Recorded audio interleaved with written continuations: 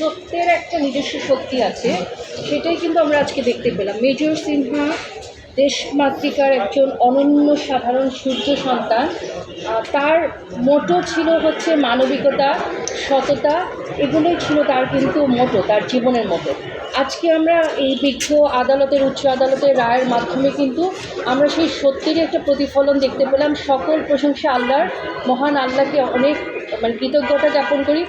একই সাথে আসলে এই রায় আমরা সন্তুষ্ট, যদি আপনারা বলেন যে সন্তুষ্ট কিনা, তো সেটা আসলে এখন পর্যন্ত আমরা সন্তুষ্ট সেদিনই হব, কারণ আমাদের তো আরও সামনে যেতে হবে, আরও কিছু পথ যেতে হবে, অ্যাপিলেট ডিভিশন আছে।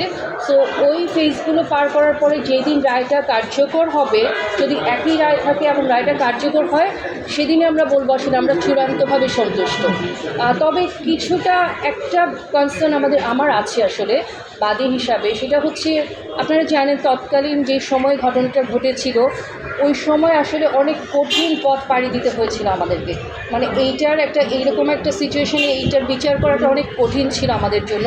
সেই ক্ষেত্রে কিন্তু ওই সময় তৎকালীন যে এসপি সাহেব ছিলেন, এসপি মাসুদ সাহেব ছিলেন কক্সবাজারের, উনি কিন্তু অবশ্যই এটা বলা যাবে না যে চেইন অফ কমান্ডের অর্ডার ছাড়া কোনো কিছু হয়।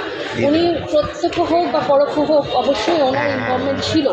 তো আসলে ওনাকে যে আমরা কোনোভাবেই আনতে পারিনি এই জায়গাটায়, মানে বিচারের আওতায়, সেই জায়গাটায় কিন্তু একটা অসন্তুষ্টি রয়েছে আমাদের।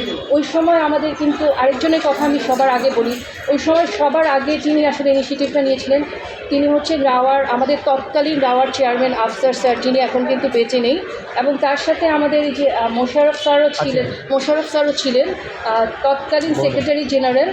ওনারা কিন্তু প্রথমে এসে ইনিশিয়েটিভগুলো নিয়েছে, এত একটা বৈরী পরিবেশেও কিন্তু ওনারা সামনে এগিয়ে এসেছিলেন।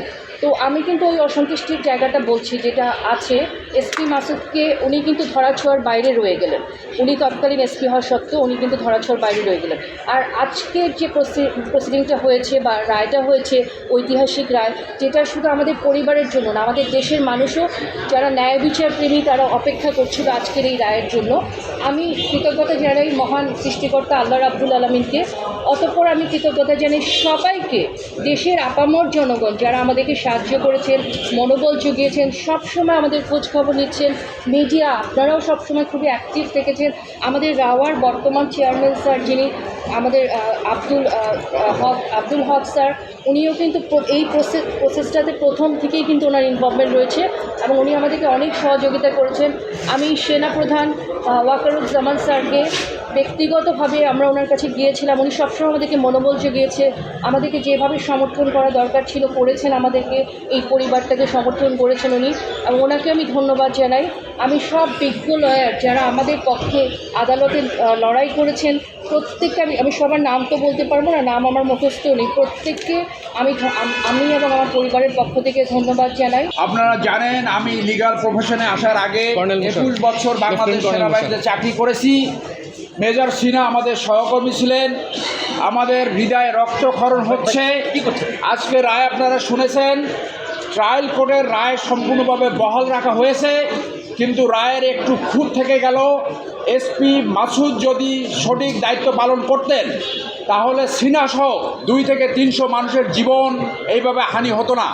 আমরা মনে করি বিচারের এই ক্ষতটি অ্যাপিলেট ডিভিশন টেক কেয়ার করবেন এবং অ্যাপিলেট ডিভিশনে এসপি মাসুদের বিরুদ্ধে যথাযথ প্রসিডিংস জড়ো করে শাস্তির সম্মুখীন করা হবে। আমরা আপাতত সন্তুষ্ট। রায়টা বলেন।